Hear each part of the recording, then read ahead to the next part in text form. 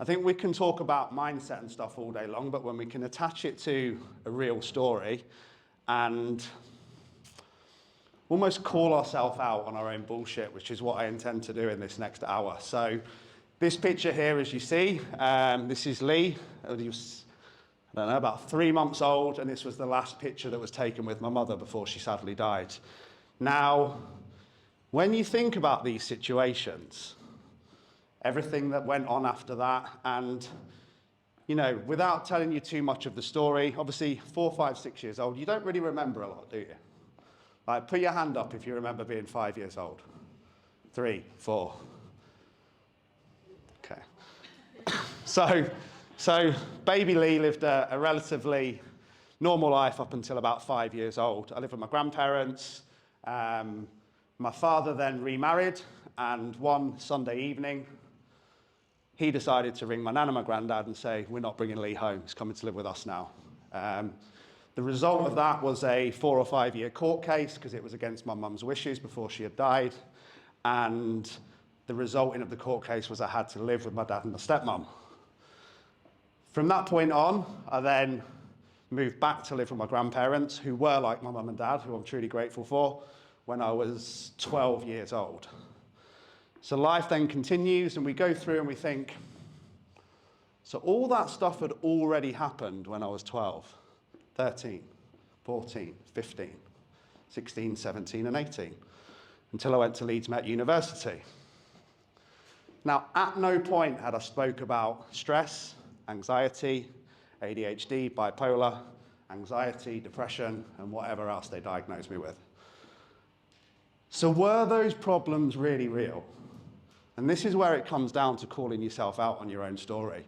Because as I then moved through life, we see Lee here in Leeds, raving on the dance floor, probably about 7 pills deep, pierced tongue, centre of attention, absolutely loving life. And it's exactly like Tom said with Liam.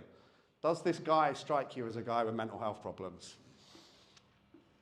Maybe, but not the type we're going to talk about. So again, we moved through life. I had a rugby career, I had a music career, and was still relatively happy, give or take. Yeah, there were things that happened, you know, difficult things at school. I didn't understand why other people had parents and I didn't. And I struggled in parts, but I didn't really struggle until I started to take drugs. I didn't really struggle until I started to drink heavily. I didn't really struggle until I stopped playing rugby, until I stopped having a mission, until I stopped having a purpose and a focus. I then continued to move through life, and the picture on the left is post-operation after breaking my neck playing for Sheffield Tigers. This was the absolute kind of rock bottom point. This actually happened within 3 months. December the 21st, 2012, I broke my neck. Rushed straight into hospital, saw an amazing surgeon called Mr. Kimini, who once he'd looked at my neck, says you've ruptured C4 and C5. I'm going to make an 8-inch incision through the front of your neck. I'm going to remove your spinal cord. I'm going to remove the 2 broken discs. I'm going to rebuild it, put you a metal cage in, and you'll be good to go. See, I don't know if you've ever had anything like that, but like when I've talked about it before, it was the worst feeling in the world. And he said, there's a 1 in 10,000 chance I can paralyze you, and there's a 1 in 100,000 chance that I could kill you. And he looked me straight in the eye and he says, but I've done this operation 1,200 times, mate, and I've never messed up once. So that kind of gave me confidence. And again, came out of the operation, fairly okay. February the 12th that year, my granddad died, who was the last kind of member of family, really. And this is when it really started to hit home. This is when the negative behaviors had really kicked in. They'd been there before, but the point I'm trying to get at here is all these things ended up being used as an excuse for things that I was responsible for. I chose to drink. I chose to punch people. I chose to take drugs. I chose to do all of those things.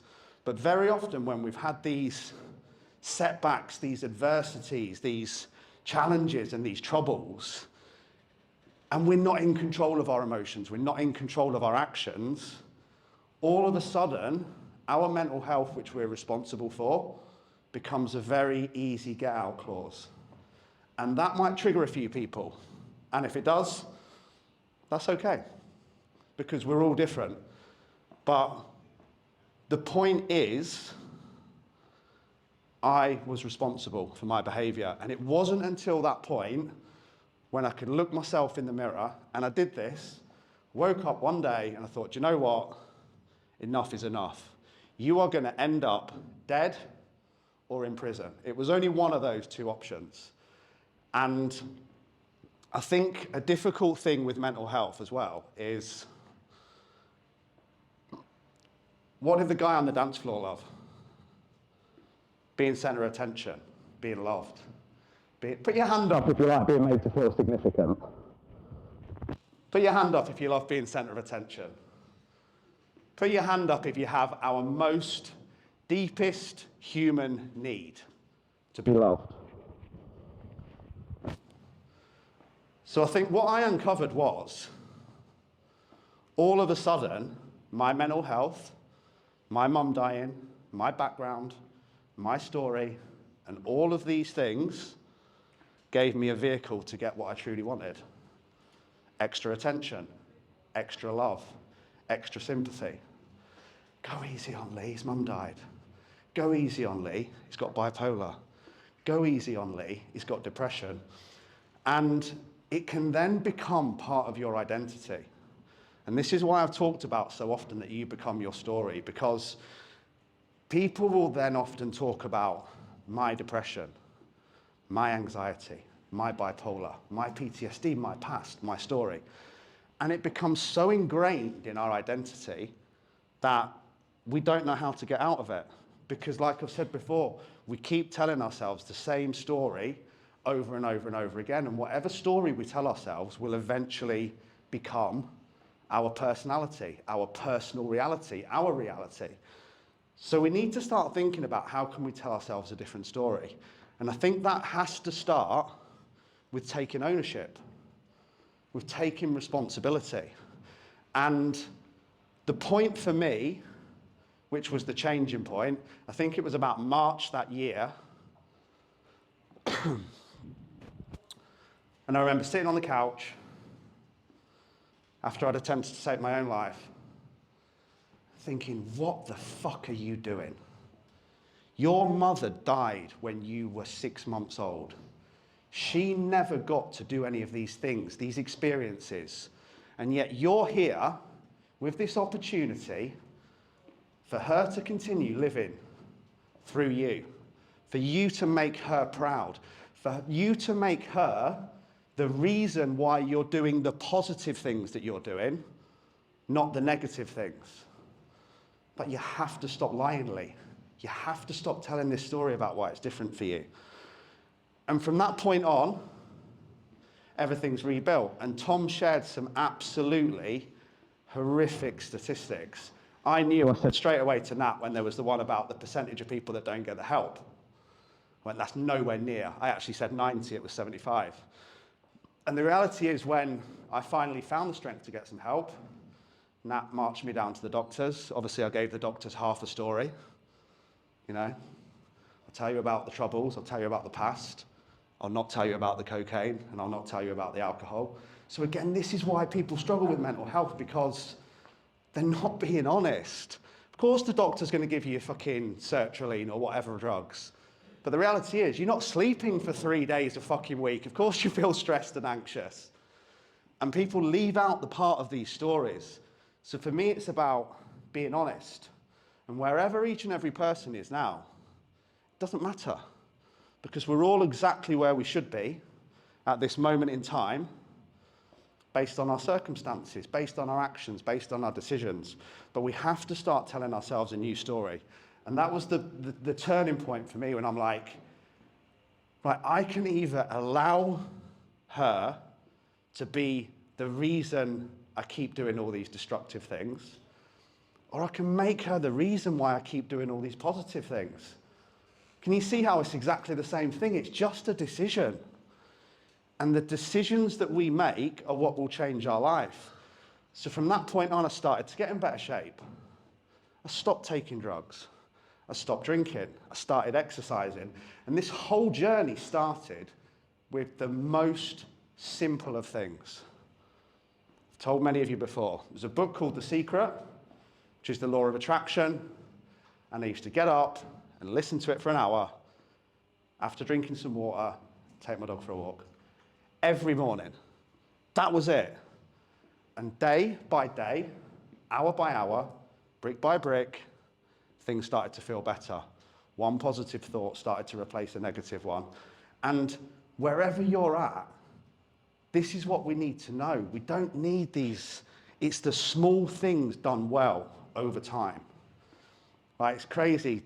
Tom mentioned about serotonin and the gut. Levi did as well.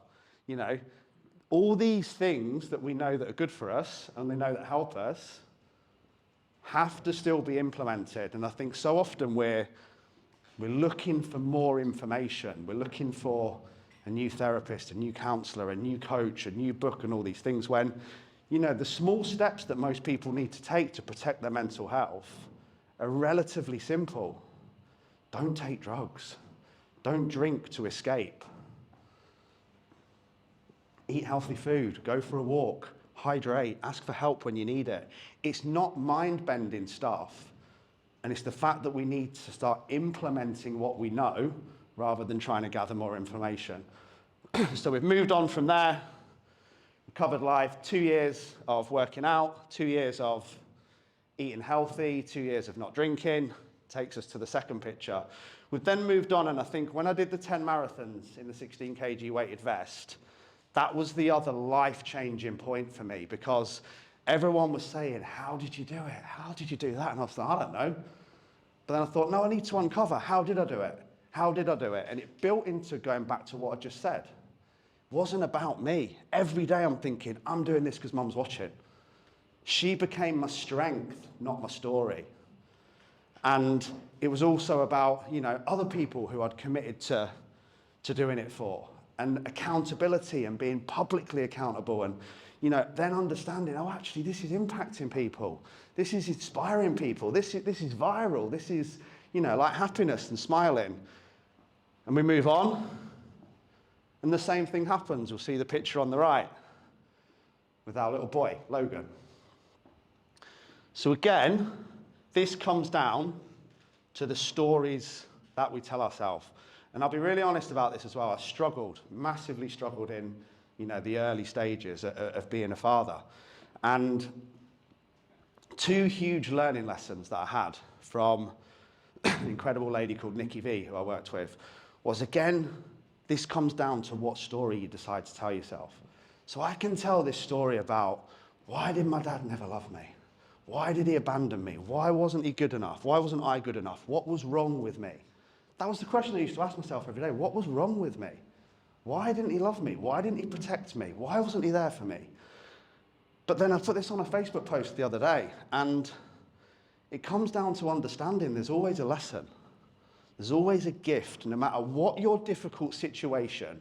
If you are willing to drop the victim mentality, if you are willing to understand that life happens for you, not to you, and no matter how hard you have to look, there will always be a lesson and gift, that is when you will move forward. And then we can take this to another level to understand. Susie Ashworth said this, and it blew my head. She went, do you know what, Lee? I'm not just grateful for all the challenges that I faced. I'm grateful in advance for any challenges that I'm going to face. And that includes the most difficult circumstances, because there will always be. I spoke about Jam when she won Unbreakable Warrior of the Year. You know, the world gives its strongest missions to its strongest soldiers. And so many people are trying to avoid the adversity, avoid the challenge, avoid the difficult conversations, not knowing that going through those things is what will build your strength the most. That's what builds your character. And then you can be grateful because you then get to help other people because you've come through what you have. Excuse me. So again, building into as I spoke briefly about my dad, that anger and resentment. Put your hand up if you're holding some anger, resentment, or frustration towards another human. Okay? And all anger, resentment, and frustration comes from unmet expectation. So we have an expectation of the way other people should be. So the quickest way to lose that anger, resentment, and frustration is one, not to have any expectations. But two, and the biggest thing, I think if I could give you guys one thing to take away from today, it would be this. And I will remember these words, word for word, till the day I die. Nikki said to me, Lee, let me let you into a little secret. Forgiving even the most horrific of abuse is the only thing that will free you of the memory of the pain. Now, to any situation in your life, to anyone that's done wrong to you, anything that's done bad, anyone that's let you down, one, it doesn't matter because it's gone. And two, you forgiving them does not mean you condone their behavior. This is where people get it messed up. And the situation with Nikki, there's some stuff with my stepmom which I'm not going to talk about, but Nikki was saying to me, you know, if she knew the damage that she'd caused you 40 years on, what would she say? I said, nothing, Nikki, she's a fucking slag. I'd knock her head off her shoulders without even losing a night's sleep. She went, okay, calm down. I'm going to ask you again. And she kept asking me and asking me and asking me and asking me, and I couldn't say it. I couldn't say it. I couldn't say it. And then she said, let me let you into another secret. She says, every single person, no matter how evil they are, have got 1% of them in their soul that's good. If you could look into that 1% of her, and she knew the pain that she's caused you 43 years on, what would she say? And without thinking, I went, she said she was sorry. And Nikki went, if she's sorry, what can you do? And I went, forgive her. And that was it. In seconds, like a lifetime's worth of anger, resentment, frustration, hate, gone. And when you can go through that, all of a sudden, once you've forgiven, and that's gone, well, it can't be your story anymore. You've taken all the power away from it. You've taken the energy away from it. And that's when you can start to write a new story, which brings me nicely on to the next part. So if we look at all the greats like Tyson Fury, Conor McGregor, Ronaldo, Ali and Woods, they all told the world long before they were that they were going to be the greatest. They didn't actually know that. But guess what? The story they told the world became true. Your self-talk creates your beliefs. Your beliefs create your habits and actions. Your actions and outcomes will be a result of that. So again, when we're looking deeply, based on the deep work that we did earlier, what self-talk do we need to change? What stories do we need to stop telling ourselves? Because you will become whatever story you decide to tell yourself. You can get up every day and go, oh, I'm a victim, poor old me, this happened to me, everyone give me some love. Or you can wake up every day and go, I'm a fucking survivor. I understand that I'm in the driver's seat. I understand that life happens for me, not to me. Because if we continue to have the same self-limiting beliefs, like put your hand up if you've got a self-limiting belief. Jimmy, what's yours? I'm not good enough to do what I want to do. What is it that you want to do? Not be fat. So you want to lose weight. And why are you not good enough to lose weight?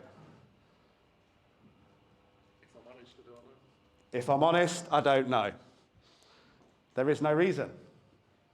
Even if you did have a reason, my next question would have been, what evidence do you have? Your following question would have been, I don't have any evidence. It's down to the story that we tell ourselves, and whatever story we tell ourselves will come true. And this is why the journaling is so important. This is why reminding yourselves of the goals that we set earlier, as soon as you get out of bed and before you go to bed, is so important. Because different beliefs will create different outcomes. And I want you all to know today that you are the author of your own life. You are the director. You are in charge. And we have to understand, look at all great films. It's not just plain sailing from the opening scene, is it? There's a superstar. There's a villain. There's death. There's travesty. There's setbacks. There's challenge. There's lies and everything in between. And this is what makes a great movie. So your life can be a great movie. But the only thing standing between you and your dreams is the story that you keep telling yourself about why it's different for you. It's not. And obviously, Tom mentioned Caroline as well. And another influencer, as I've spoken about, who got hammered was Molly May. And she pretty much said the same thing. We all have the same 24 hours in a day. And then people decided to pluck bits out of the past, bits out of everything, and make it a negative thing. And the reality is, we all have a different beginning. Some people are born into £1 million families. Some people are born orphans, and everywhere in between. But each one of those people still have the same 24 hours in a day. She's right. And you can either keep telling yourself the story about why it's different for you, why you're not good enough, why someone didn't live you, why someone let you down, or you can start telling yourself the story about why you are good enough. Because you are enough, every single one of you. You always have been. But circumstances and situations may have led you to believe otherwise. But guess what you're not in control of? Situations and circumstances. So overcoming adversity and struggle. Jan, are you stronger as a result of having cancer? Exactly. But a different person with a different mindset would allow that to cripple them. Stephen, are you stronger as a result of having cancer? Without a shadow of a doubt. So without the struggle, there is no story. And like I've discussed so many times, I am only, like we discussed gratitude, right? Not only have I forgiven my dad, I'm grateful to him. Because he showed me how not to be. He showed me how important having a role model and being a good dad is. So I can say, do you know what? Thanks for that lesson, because I'm now a great dad to Logan as a result of this. So thank you. Or I can say, I hate you, I resent you, and I can hold that anger up and build it up and then let it come out in negative habits. So we can either allow your struggle to become your strength, or your story to become your strength. But again, that comes down to how we perceive, we look at it. Do you want to be the victim? Do you want to keep telling yourself that story? Or do you want to start a different story? Because everyone seems to want to skip the struggle, not knowing that the struggle is the foundation to success. And I've said this before, haven't I, when we've discussed discomfort, when we've discussed choosing your heart. You go through the discomfort of going to the gym, or you suffer the discomfort of being fat. Both options are uncomfortable. Both options are hard, but we get to choose which one we go through. So do you want to go through the discomfort to get to the pleasure, or do you want to avoid the discomfort and stay in pain? Because guess what? Both options are uncomfortable. So you may not be able to change the beginning. In fact, you can't change anything that's happened up until that point right there. So this is what I want you to know today, that that's gone. We don't need to give any energy to it. We don't need to give energy to the past. And we can start writing a new story, because as I've said, it's one of my favorite phrases, the pen is mightier than the sword. And from this moment on in your life, every day is a blank page. Stop acting like you're not in control. You're not in the passenger seat. You're in the driver's seat. And you need to remind yourself of that every day. I am in charge of what happens today. I'm in charge of how I feel, what I believe, how I act, my energy, whether I choose to exercise or not, what I eat, what I do when I get out of bed, what I do before I go to bed. And we have to take responsibility for this. We have to take ownership. And if I can give you that one thing to take away from today, it would be that life-changing moment when I called myself out as a liar. We all tell lies. We all get down on ourselves. We all think it's different for us at points. But when we can truly just draw a line in the sand and say, do you know what? Enough's enough. I'm the fucking boss. Every single one of you in this room is the master of your own destiny. Every single one of you has that pen in your hand. But this is why, an Unbreakable pen now. Don't forget to take photos of them and post them on social media and tag me. And all your friends that might possibly need some help with their mental health or losing weight. Anyway, but you don't have an information problem.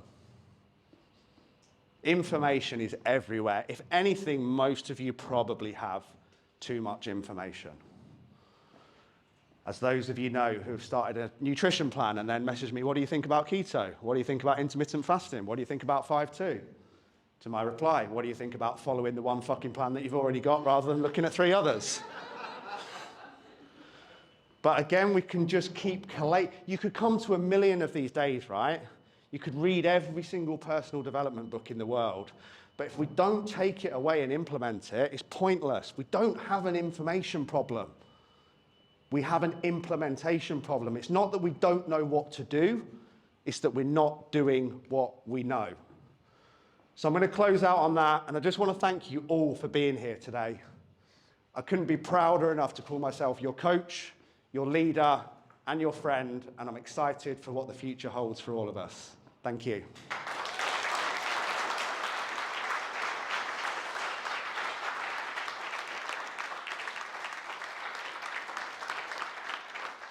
If anyone wants to grab some food and drinks, we're going to head to the bar afterwards. Obviously, if anyone wants to stay around and talk to me one-to-one, we're going to be around for at least another hour. So if you want to come and have a chat, just let me know. But once again, thank you so much for being here. I love you all.